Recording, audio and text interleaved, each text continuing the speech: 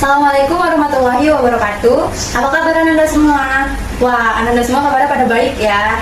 Nah, sebelum memulai pembelajaran, alangkah baiknya kita berdoa terlebih dahulu. Kepada ketua kelas, Orin, silakan memimpin doa terlebih dahulu. Baik, terima kasih Orin. Aku akan mengecek kehadiran Ananda terlebih dahulu. Silakan Ananda sekalian untuk mengecek samping kanan kiri apakah ada teman yang tidak hadir. Wah, hadir semua ya. Bagus, berarti kelas ini mantap. Sebelum memulai pembelajaran, Ibu ingin menanyakan perasaan Ananda nih, bagaimana perasaannya? Dia ada yang sedih, marah, atau bahagia sebelum memulai pembelajaran biologi. Nah, bagaimana perasaan Ananda semua? Wah, pada bahagia ya, bagus. Berarti nanti kalau Ibu menjelaskan, kalian harus mudah memahami materi yang Ibu sampaikan. Seperti biasa, jika belajar biologi sama Ibu, Ananda semua harus aktif. Agar apa? Agar nanti Ananda mendapatkan reward. Nah, sebelum mulai pembelajaran kali ini, Ibu akan memberikan sebuah kuis terlebih dahulu, yang mana kuis ini nantinya untuk mengukur pemahaman Ananda terkait materi yang sebelumnya dan materi saat ini.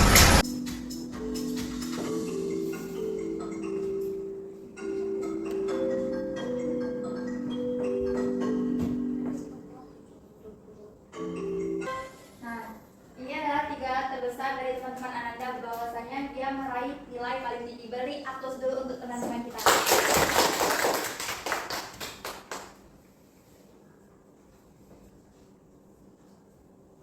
Nah, selanjutnya kita akan mereview soal kembali. Gas yang digunakan oleh tumbuhan dalam proses fotosintesis adalah CO2. Ya, betul ya. Jadi jawabannya itu adalah CO2. Selanjutnya di bawah ini yang merupakan reaksi utama dalam proses fotosintesis adalah reaksi bagus.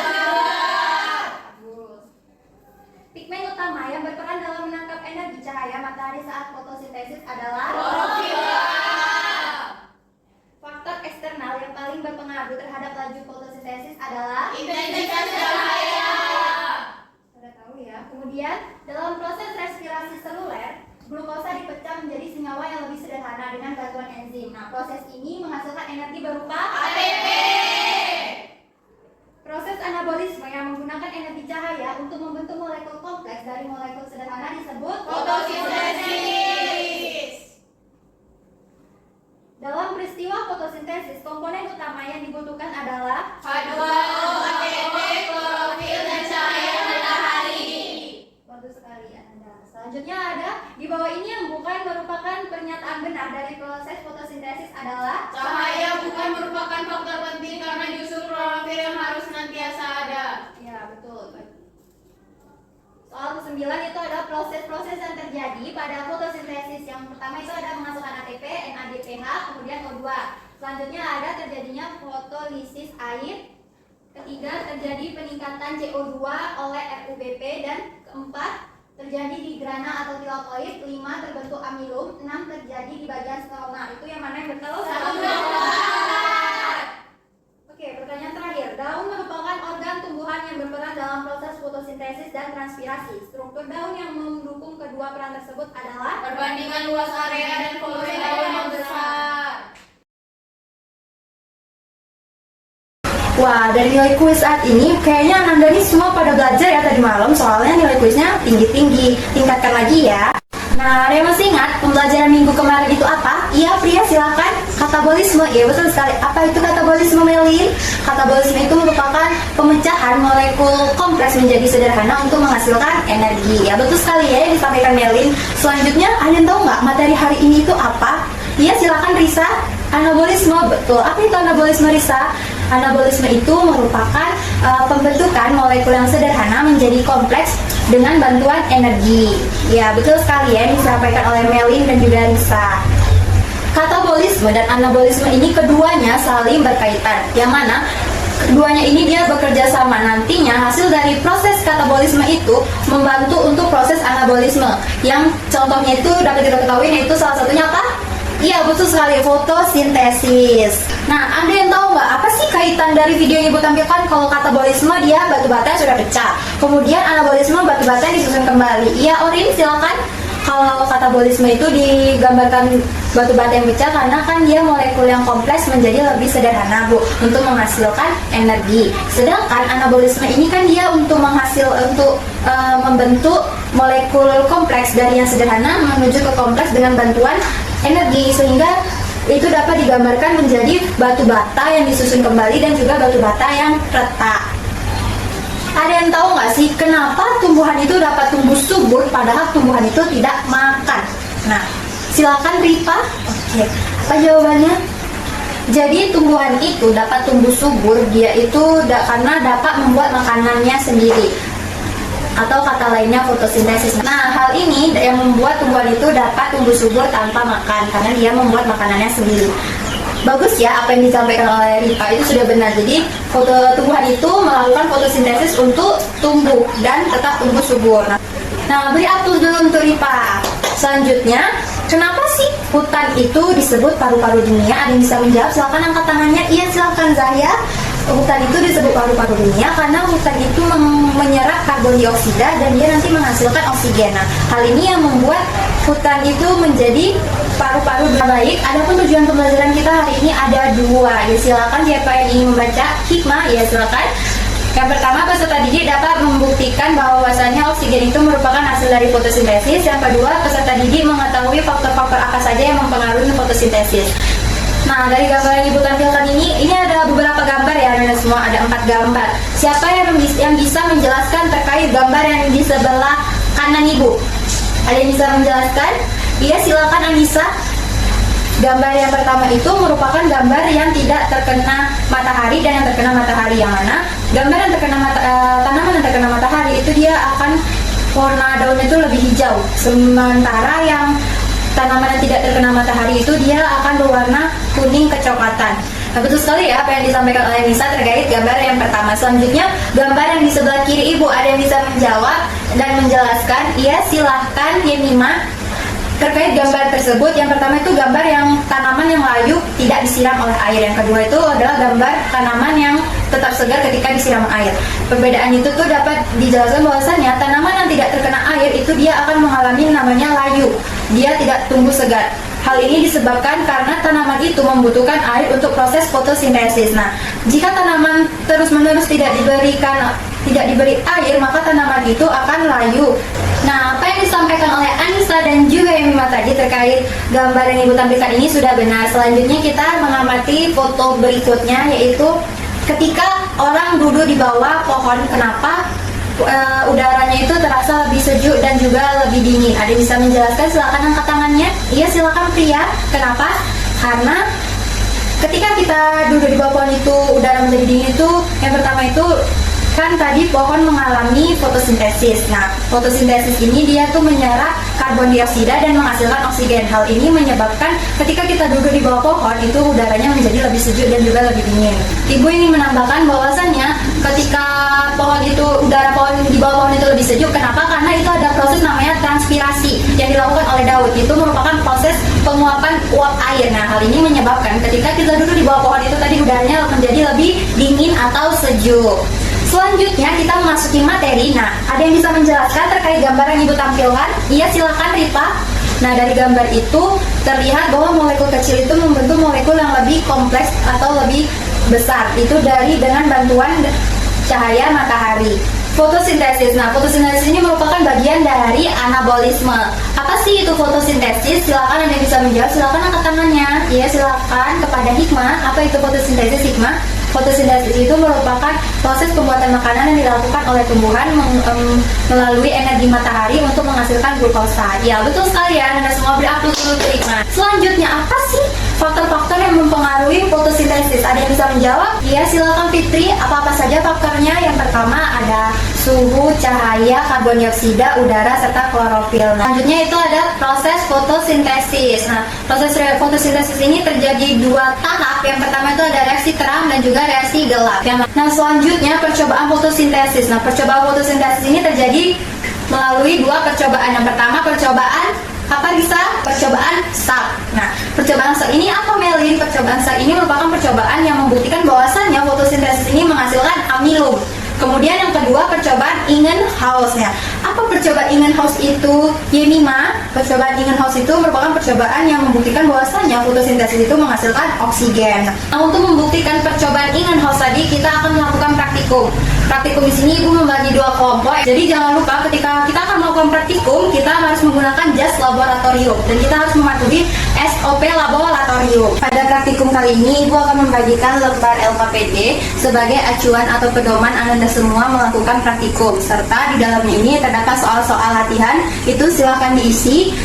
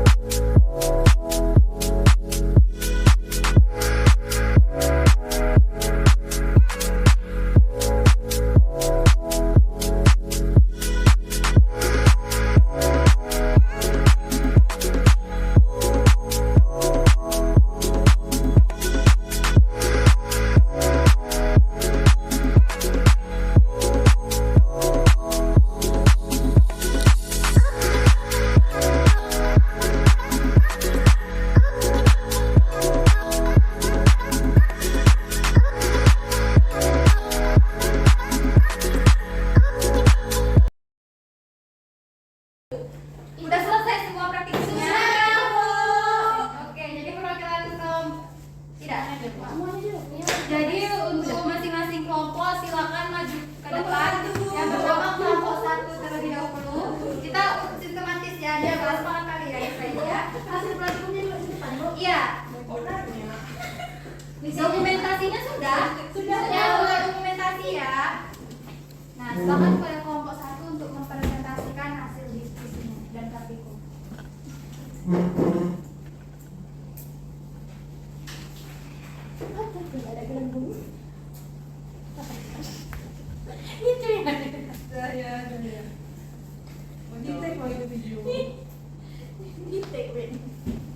Silakan kepada kelompok 1. Baik, kami akan mempresentasikan. Baik, kami akan mempresentasikan hasil praktikum dari kelompok kami. Yang pertama, yang botol diberikan, Tabung diberikan soda kue yang mengandung sodium bikarbonat. yang kedua itu tabung dengan tidak diberikan sodium bikarbonat dan dengan menggunakan air di suhu normal. Yang kedua tabung, yang ketiga tabung yang menggunakan air dingin yang baru keluar dari kulkas atau air es. Baik, di sini kami akan melanjutkan tabel pengamatan mengenai jumlah gelembung yang ada pada percobaan pada hari ini, yang dimana pada tabung A itu di menit ke 5 menit itu berjumlah 17 gelembung, dan yang di B berjumlah 5 gelembung, dan yang di C berjumlah 0. Dan pada menit ke 10 itu 24 gelembung di tabung A, dan di tabung B berjumlah 9, dan di tabung C berjumlah 2. Dan pada menit ke-15 itu berjumlah 28 pada tabung A, pada tabung B berjumlah 10, pada tabung C berjumlah 3. Dan selanjutnya pada menit ke-20 itu berjumlah 33, dan pada tabung B berjumlah 12, dan pada tabung C berjumlah 5. Nah, jadi dapat disimpulkan bahwasanya yang memiliki banyak gelembung terdapat pada tabung A yang dicampurkan dengan Kedua yang di suhu normal dan yang ketiga di suhu rendah atau dingin. Jadi itu hasil dari kelompok 1. Untuk kelompok 2 bagaimana? Apakah ada yang berbeda? Ingin Silakan menanggapi Bunda. Bu, Ya. sesuai dengan penuntun yang Ibu sampaikan tadi bahwasanya tabung A itu berisikan air biasa, tabung B baking soda, dan tabung C itu air dingin Bu, air es. Nah, kelompok 2 itu melakukan dengan tidak sistematis, dan juga alat yang digunakan itu bukan tabung tapi beber gelas. baik. Terima kasih banyak kelompok 2. Terima kasih kelompok 1. Nah, itu tadi terkait alat dan bahan. Kalau jumlah gelembungnya gimana? Sama atau berbeda? Beda. Kelompok 2 yang mana yang paling banyak? Kelompok Yang B, Bu, tabung B. Tabung yang air, Tapi soda beker yang B. gelas beker B. Beker Beker gelas gelas B. Tapi sama-sama menggunakan ini. Ya. Oke, lanjut itu untuk jawab pertanyaan yang di LKPD.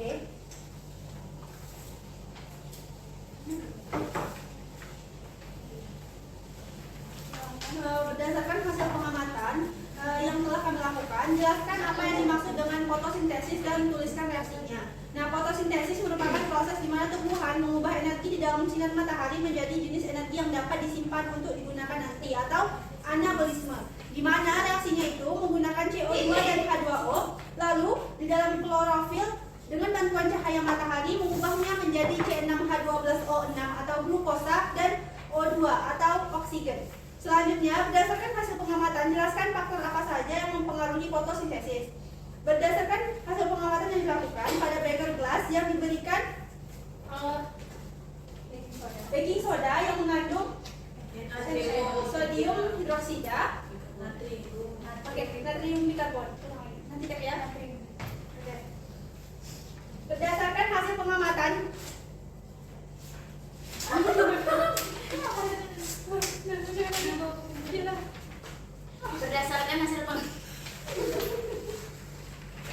Berdasarkan hasil pengamatan, jelaskan faktor apa saja yang mempengaruhi fotosintesis. Nah, berdasarkan hasil pengamatan, beberapa faktor yang mempengaruhi fotosintesis itu ada cahaya yang berasal dari cahaya flash HP, kemudian karbon dioksida yang berasal dari natrium bikarbonat yang dari soda kue, kemudian ada air, dan juga suhu yang digunakan pada suhu dingin. Kemudian berdasarkan hasil pengamatan, tabung manakah yang menghasilkan banyak gelembung udara? seperti yang kami jelaskan urutannya itu yang pertama yang soda kue, kemudian air biasa dan juga air dingin. Nah, kenapa yang soda kue ini lebih banyak? Karena dia mengandung natrium bikarbonat yang mengandung banyak karbon dioksida sebagai bahan baku untuk proses pembuatan fotosintesis. Makanya dia lebih banyak daripada yang lainnya. Nah, itu pendapat dari kelompok 1. Untuk kelompok 2 bagaimana pendapatnya? Silakan dikemukakan. Sama Bu, untuk Sama? banyak di lautan yang ada baking soda. Karena apa? Karena dia mengandung ion bikarbonat. Oke, lanjut pertanyaan selanjutnya, silakan. Berdasarkan hasil pengamatan, tabung manakah yang menghasilkan sedikit gelembung udara? Mengapa hal tersebut bisa terjadi? Seperti yang sudah dijelaskan sebelumnya, yang terakhir itu tidak memiliki gelembung udara, yaitu yang tabung yang berisi air dingin, di mana karena suhu udaranya rendah. Suhu udara yang rendah ini memiliki enzim Rubisco yang memiliki tumpukan rendah untuk mengkatalis reaksi antara RUBP dan CO2. Sama? Sama, Bu. Jadi Anda apabila suhunya itu lebih rendah, itu maka dia akan memperlambat proses fotosintesis dari tumbuhan tersebut. Nah, lanjut. Jelaskan apa tujuan dari penggunaan senyawa NaHCO3 itu untuk memasok CO2 ke tanaman, mempercepat reaksi fotosintesis. Semakin banyak CO2 maka laju fotosintesisnya akan meningkat, sehingga makanya pada di tabung NaHCO3 itu memiliki gelembung yang paling banyak. Sama Bu, maaf ya, lanjut. Bagaimana pengaruh cahaya dalam pengamatan fotosintesis terhadap jumlah gelembung oksigen yang dihasilkan oleh tanaman?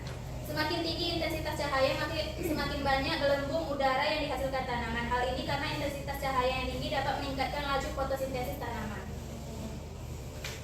Pertanyaan selanjutnya, udah habis pertanyaannya? Udah, Bu. Udah, oke.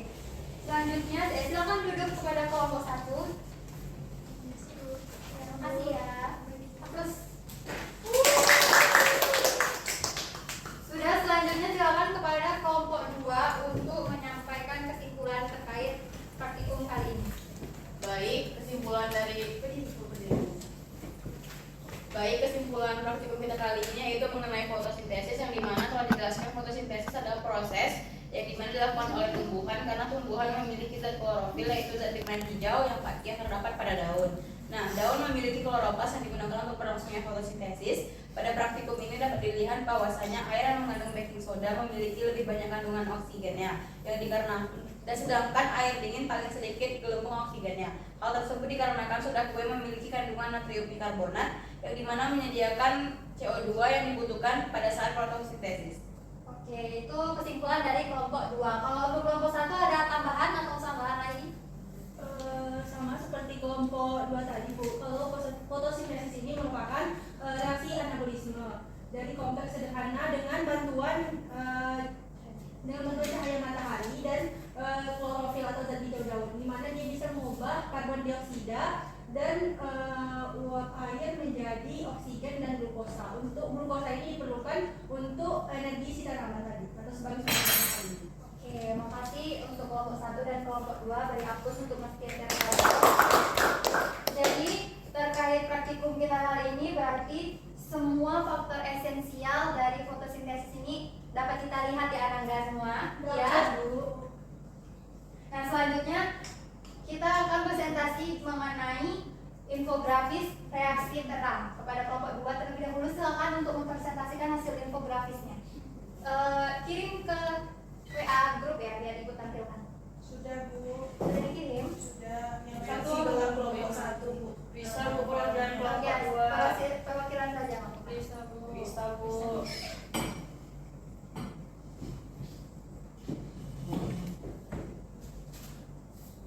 Kalian kelompok 2 ada sih? Kita kelompok 2, kenapa dulu? Oh. Kami terlalu Tutup.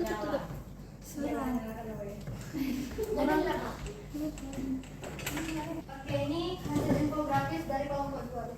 Bisa di zoom Bu. Bu, kami juga, Bu, punya kami cantik, Bu. Ya, nanti ya kalau saya Tampilan hijau biologi.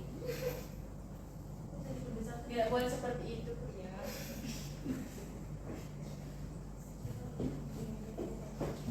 Nah, bisa dilihat pada di sini adalah hasil dari infografis kami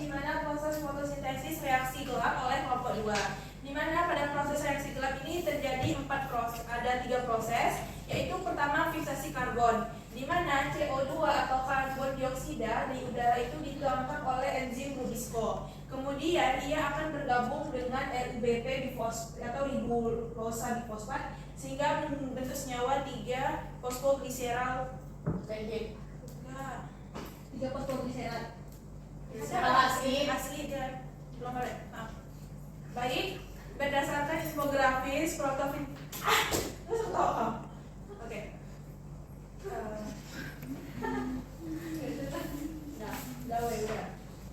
Baik, ini adalah hasil infografis dari kelompok 2 yang mana proses fotosintesis reaksi gelap. Nah, dari beberapa informasi yang kami dapatkan, ternyata didapatkan bahwa reaksi gelap ini terdiri dari 3 proses, yaitu fiksasi karbon, kedua ada reduksi, dan ada regenerasi RUBP atau ribulosa bifosfat. Nah, pertama ketika proses fiksasi karbon, di mana karbon dioksida dari udara akan ditangkap oleh enzim Rubisco. Dan nanti kita akan mempresentasinya di akhir praktikum. Nah, kita kan tadi sudah melakukan praktikum. Kepada kelompok 1, silakan maju ke depan untuk mempresentasikan atau menjelaskan terkait praktikum yang telah dilakukan. Nah, dari hasil praktikum tadi ditemukan bahwasannya gelas yang memiliki gelembung paling banyak itu adalah gelas yang berisikan soda kue, dan juga gelas yang paling memiliki gelembung paling sedikit itu ada gelas yang berisikan air es. Nah, silakan untuk menanggapi apakah betul atau sama atau ada perbedaan yang lain.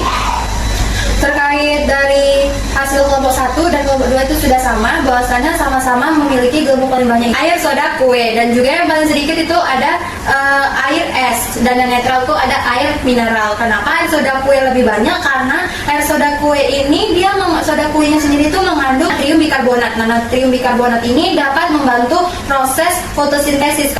Nah, kita kan sudah melakukan praktikum dan juga kita tadi sudah membahas hasil praktikum. Selanjutnya Ibu akan memberikan kuis. Akan diambil handphonenya untuk mengerjakan kuis kali ini.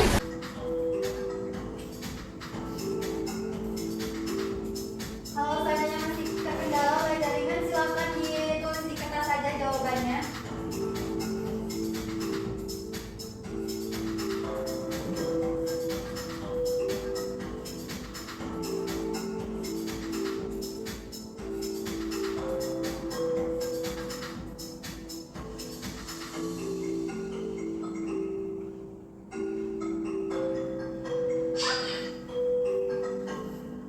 Mudah-mudah nggak soalnya? Jaringan Bu.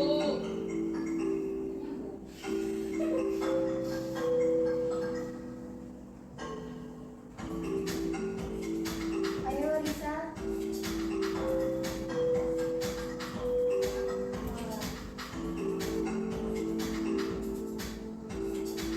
Orin, ada apa dengan Orin? Oke, sudah selesai semuanya Ananda. Nilainya sudah Ibu lihat bahwasanya nilai kuis hari ini itu bagus-bagus. Berarti Ananda semua paham ya terkait materi fotosintesis hari ini.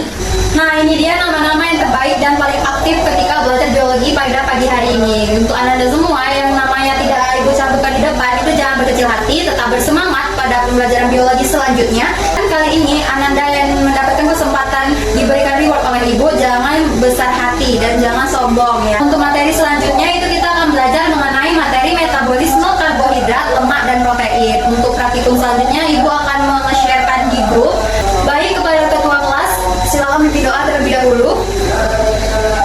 Selamat siang semuanya. Baik, pembelajaran biologi pada hari ini sudah selesai. Jangan lupa pelajari materi yang telah kita pelajari tadi dan juga pelajari juga materi yang akan datang. Baik, sekian pembelajaran hari ini. Ibu ucapkan assalamualaikum warahmatullahi wabarakatuh.